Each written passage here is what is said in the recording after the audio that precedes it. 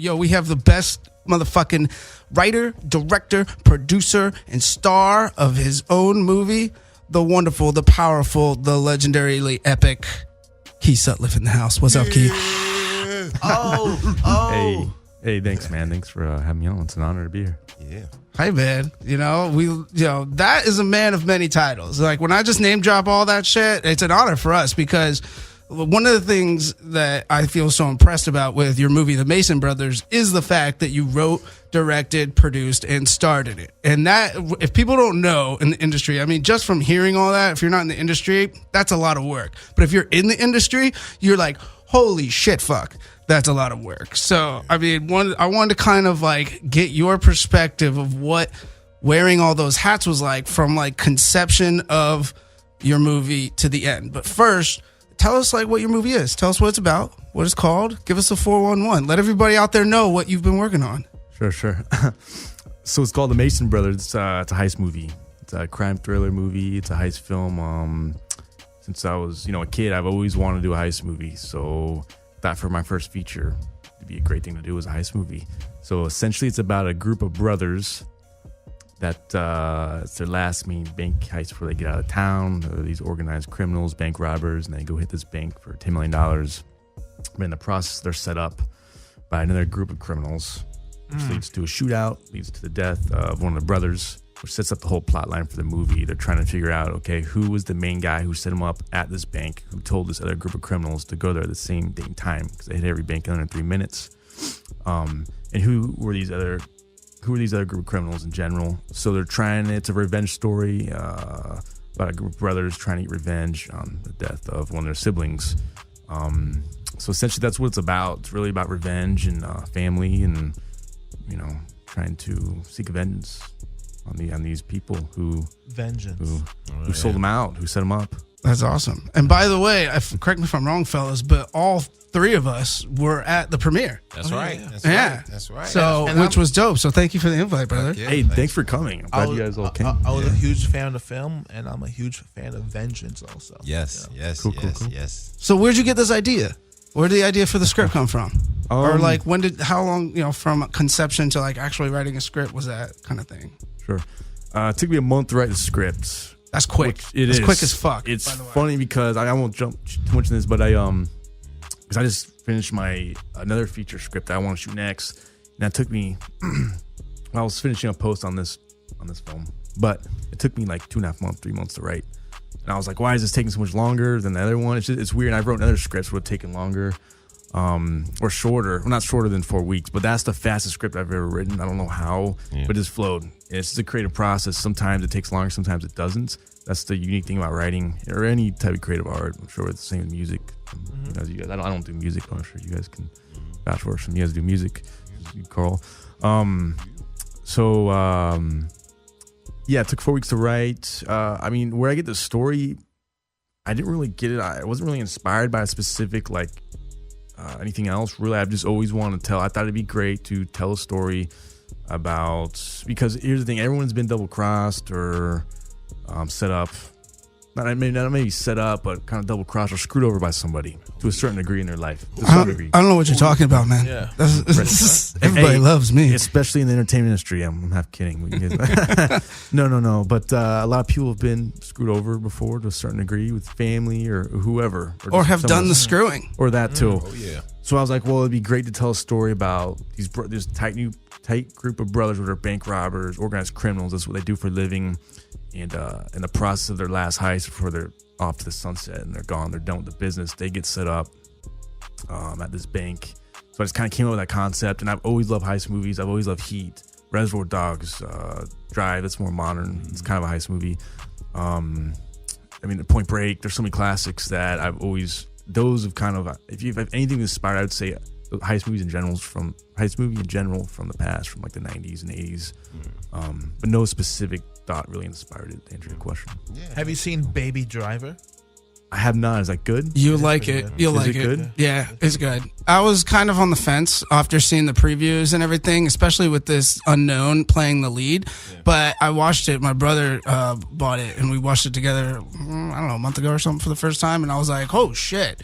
This is actually pretty good. It has elements of Drive, but not necessary because it's about a driver, obviously, and that's where a lot of the action comes from. Yeah. But the concept of like how the criminals interact with each other and how like they get away and all that, those details is what makes it interesting, because you're watching the movie and you're like, okay, this is what's going on, and then you're like, where are they going with this? How long is there going to be sustained? And then right when you start to think that, then it throws you a curveball and it goes in. So it's more up tempo than that driving, because that driving was slow. way more up tempo, dude. It was. It's different type of. You have to like the type of style and Exactly. little cinematography and the music. Don't even get me started with driving this dude. Right? Yeah, we're not here to break down Drive. We're here to break down Mason No, Brothers. I just complain. I'm here to complain about Drive.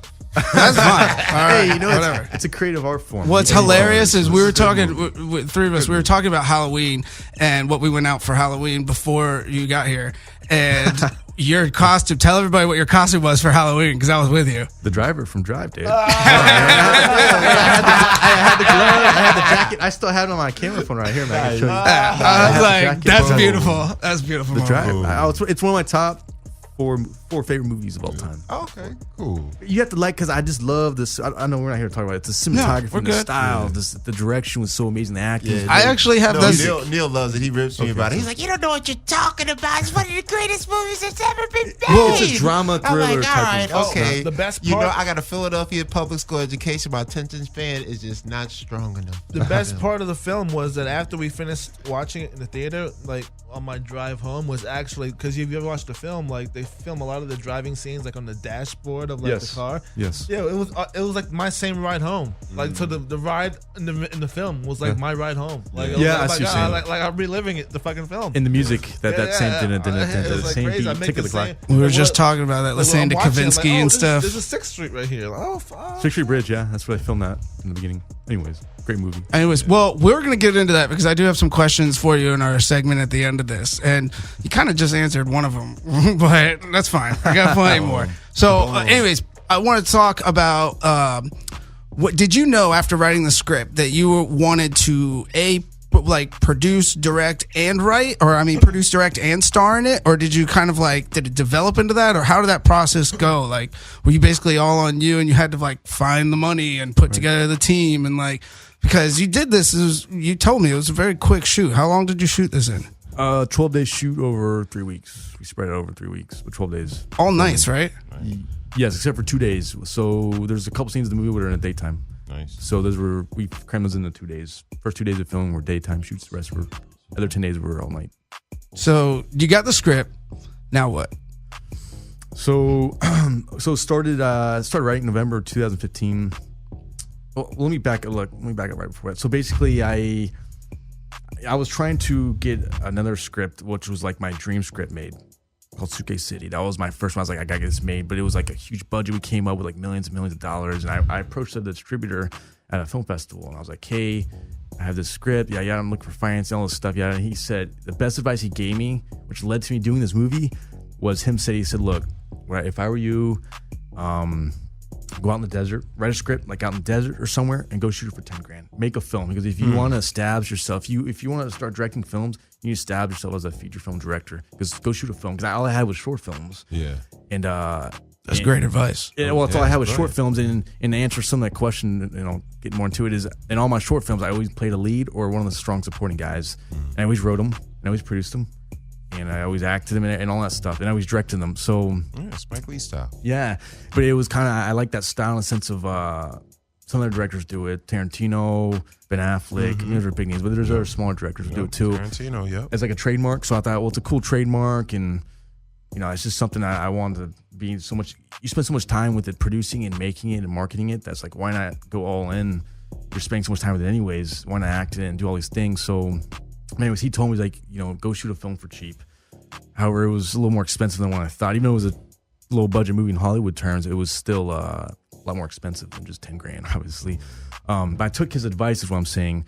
And I told the people I was on work with, I was like, hey, let's do this. I wrote the script, came up with the financing with me and another investor. And then yeah, we did 7 months of pre-production and shot it in June of 2016. Nice. That was my question. 7 months of pre-production. Yeah. That's what that's. Did you? And that's including. December to June. Is that including not only your role as a producer in the business side, but also all the directing aspects as far as like storyboard, location, Yeah. scouting, all that shit. Everything, dude. Everything. Location, line producing. Like, I didn't even know what the hell a line producer was until I got into like making a feature film, dude.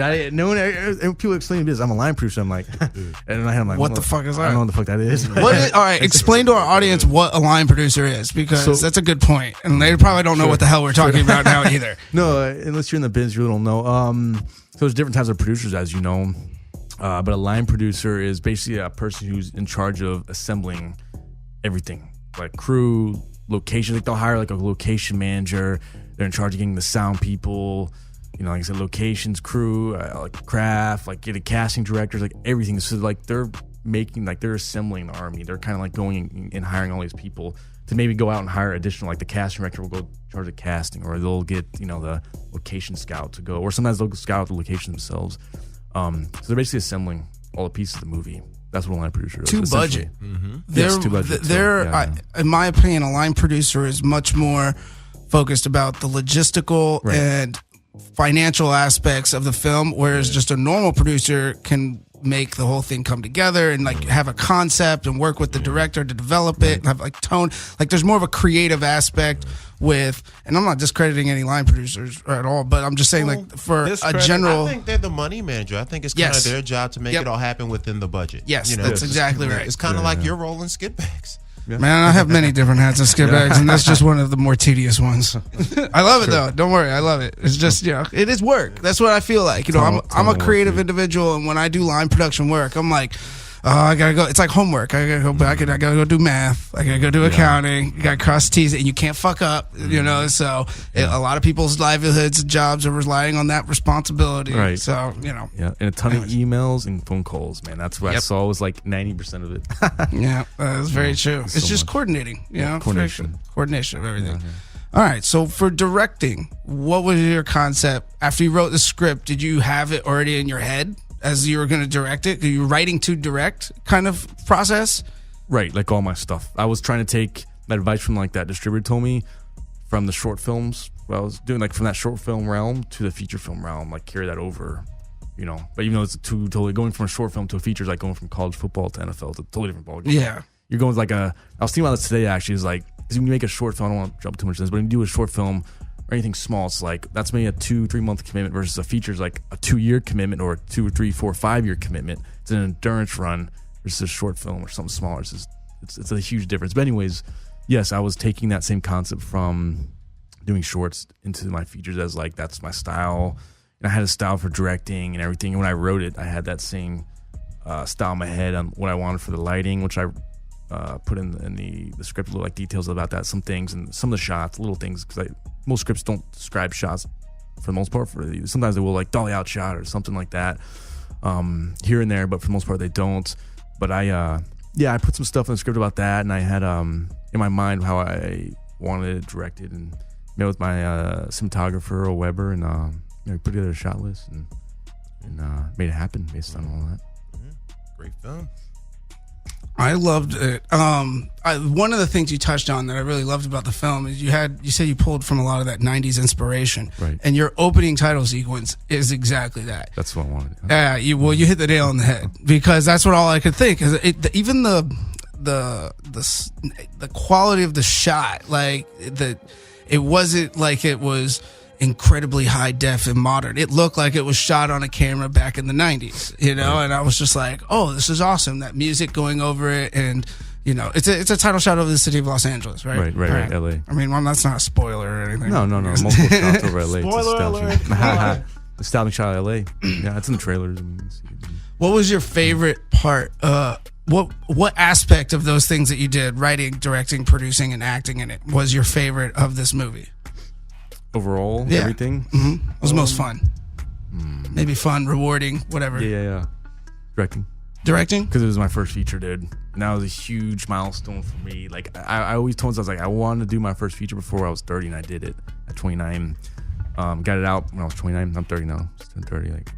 It's already November. Turned 30 in June. Yeah. But directing, just because that's why I think I enjoy that the most. And it was my first feature, so it was so cool. Like directing a feature film, dude. It's like not a lot of people say they've done that. It's just hard. It's very hard to do, and it's very cool and rewarding, and it's probably the biggest accomplishment of my entire life. Yeah. What was your least favorite? Producing or editing. And what do you think? Why? Well, no. Editing is kind of cool. I think the thing with the producing, I don't dislike it. I think it's a lot of coordination, and I wish there's no knock on this. I learned from my experience. Next time I need a big army, as far as producers and people to help me manage stuff, to take a lot of workload off my shoulders and stress and stuff. But it was just so much. Like I ended up taking on like the whole film in post-production on my back. Even in the beginning, like things started falling through locations. I ended up having to find locations and find all these additional resources on my own. So it was, lower budget movie. It wasn't like super high budget, and it was just a ton of work, dude. Like it was overbearing at times. I wake up like, wow, this is just, I had so much in my mind to do. So that's why I disliked it. But I mean, it's not like a bad job. Yeah, of course. I mean, we're in this industry because we all love it, right, and there's always, no matter I think what industry, you're always going to have the aspects that you love and the aspects that are a little bit more of just like the grind work that comes with the territory. Right. And yeah, I could say the same thing. Like I just said in a minute, I was like, line producing is a pain in the ass. I got to do it all the time. But that if it means that I have to do that to accomplish the rest of my job and do the rest of the shit that I like, then fuck yeah, I'll do it. And I'll do it smiling. That's why I had that same mindset. It's like, dude, if that's what I have to do to direct, act as one of the main guys and all that, yeah, I'll do it definitely. So give a little backstory, because a lot of people don't know what it's like out here in LA to make it in the industry. When did you come to LA? 5.5 years ago. 5.5 years ago. Was it July of 2012. And what were you doing? But like, did you come out here to be an actor, a writer, a director, all the above? Did you know you wanted to make films? Like, what was your goal when you first came out here? Acting, mainly acting. But here's the thing: when I was a kid, when I was like 5, I used to love like Indiana Jones, Aliens movies from James Cameron, and I've always knew at some point. Classics. Yeah, there you go. I wanted to get into even a young age. I was like, well, it'd be cool to get into directing and stuff. But this time when I was like, I thought, well, let me do acting. That's when you see a movie, the first person you see in the movie is the actors. That's all you really know. So you don't really know about all the behind the scenes jobs. You don't know what a gaffer is, a grip. Like, I didn't know what the hell that was. So I came out here. Or line producer. So like, anyways, I was like, well, acting. I'm gonna focus on acting. So it was acting to answer your question. But I've always been interested in directing, in filmmaking, since I was a kid too. But mainly acting, yes. So I came out here, started doing acting for about a year and a half, and then booked a few things, and then a little hiatus to kind of replan and stuff. And I went to a film school. I always wanted to start making my own stuff, producing, directing, and writing my own stuff. And then took it from there, and then started making my own shorts, and opened my company, made the feature, and then the rest is history.